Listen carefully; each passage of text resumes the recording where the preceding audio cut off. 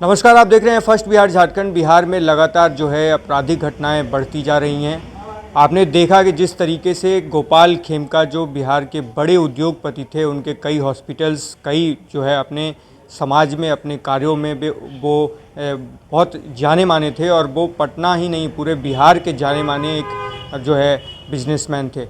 उनकी जो है बेरहमी से अपराधियों ने हत्या कर दी उनके घर के सामने ही पौष इलाके में। आपको कहें बता दें कि जहां से डीआईजी ऑफिस, एसपी ऑफिस चंद कदमों पर जो है स्थित है और वहीं पर जो है अपराधियों ने उनके घर के सामने उनको जो है बेरहमी से ये वारदात को अंजाम दिया।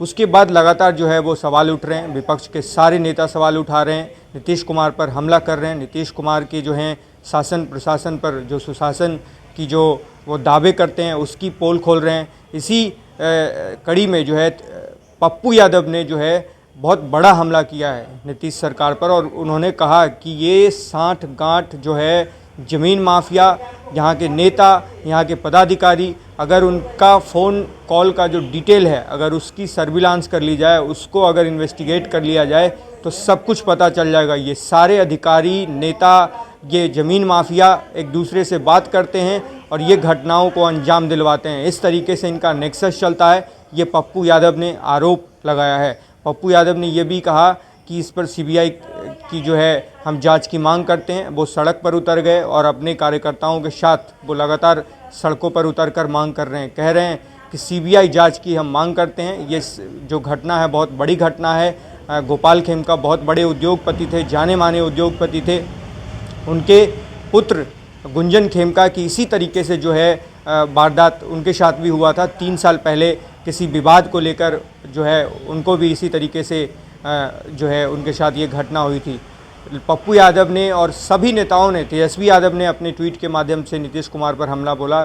उन्होंने कहा कि ये क्या जंगल राज नहीं है जिस तरीके से घटनाएं घट रही हैं। उसके बाद अगर हम बात करें तो कांग्रेस के जो प्रदेश अध्यक्ष हैं राजेश राम, उन्होंने तो यहाँ तक कह दिया कि पहले जिस तरीके से एक दलित बच्ची के साथ जो घटना हुई उसके बाद पीएमसीएच की उन्होंने पोल खोली और सभी नेताओं ने पीएमसीएच और उनके जो अधीक्षक हैं उनके खिलाफ जो है प्रदर्शन किया। उसके बाद जो है राजेश राम ने कहा कि फिर से जो पीएमसीएच की लापरवाही है वो सामने आई है। आईएस ठाकुर ने कॉल नहीं उठाया और पोस्टमार्टम करने के लिए जो है उनको पैरवी करवाना पड़ा। जो जिनकी हत्या हुई बड़े कारोबारी गोपाल खेमका के जो परिजन थे उनको पोस्टमार्टम के लिए यहाँ तक कि पीएमसीएच में पैरवी करवाना पड़ा। और आपको बता दें गोपाल खेमका भाजपा से जुड़े हुए नेता थे, भाजपा से जुड़े हुए थे वो। अब आप समझ सकते हैं कि बिहार में अगर सत्ता से जुड़े लोग इतने बड़े जो कारोबारी हैं, इतने बड़े जिनके पास रसूख है, फिर भी वो सेफ़ नहीं है, ये बहुत बड़ा सवाल उठता है और सवाल उठना लाजमी है। लगातार जो है विपक्ष के नेता सड़क पर उतर रहे हैं, वो लगातार हमला कर रहे हैं और नीतीश कुमार ने उधर मीटिंग भी बुला ली। उन्होंने डीजीपी, एडीजी सारे लोगों को बुलाया है और ट्वीट के माध्यम से भी जानकारी दी है कि हम जो है सख्त कार्रवाई करेंगे और इस तरीके की घटना फिर से ना हो, इस पर भी जो है पुलिस को हम निर्देश हमने दिया है कि मॉनिटरिंग की जाए और जो इस घटना में शामिल है जो अपराधी उन पर सख्त से सख्त कार्रवाई हो। जो जितेंद्र राणा हैं आईजी पटना रेंज के, उन्होंने भी उनकी भी बाइट आई है। उन्होंने मीडिया से कहा कि इस पर जो है कार्रवाई की जा रही है और हम लोग गहन तरीके से जांच कर रहे हैं, जो भी इसमें लिप्त पाए जाएंगे उस पर सख्त कार्रवाई की जाएगी। और उन्होंने जब पत्रकारों ने पूछा, क्योंकि परिजनों ने आरोप लगाया था कि जब घटना होती है उसके बाद पुलिस घंटों बाद पहुंचती है, पुलिस को पता ही नहीं था कि किस घटना में किस हॉस्पिटल में वो भर्ती हैं, पुलिस वही खोजती रह गई। इस पर जितेंद्र राणा ने कहा कि ये हमारे समक्ष ये घटना, ये मामला आया है, इस पर हम सीनियर एसपी को हमने निर्देश दिया है कि इस पर जांच की जाए और आगे की जो मामला हो, जो विधि सम्मत कार्रवाई, अगर लापरवाही हुई है पुलिस की तरफ से तो उस पर भी कार्रवाई की जाएगी। तो ये हमने बताया कि किस तरीके से घटनाएं जो हैं बिहार में बढ़ रही हैं और लगातार जो है नीतीश कुमार बैकफुट पर नज़र आ रहे हैं। और भी हम आपको अपडेट करेंगे अगर इस तरह की कोई महत्वपूर्ण घटनाएं और जो न्यूज़ आती हैं तो हम आपको अपडेट करेंगे। आप हमारे साथ लगातार बने रहिए और देखते रहिए first Bihar Jharkhand. Panorama group, जो सोचता है वो करता है, आपके अपने सपनों का आशियाना। ये लो मुंह मीठा करो, आज मैंने अपना जॉब छोड़ दिया, अब हम पूर्णिया वापस जाएंगे। जॉब छोड़ दिया है?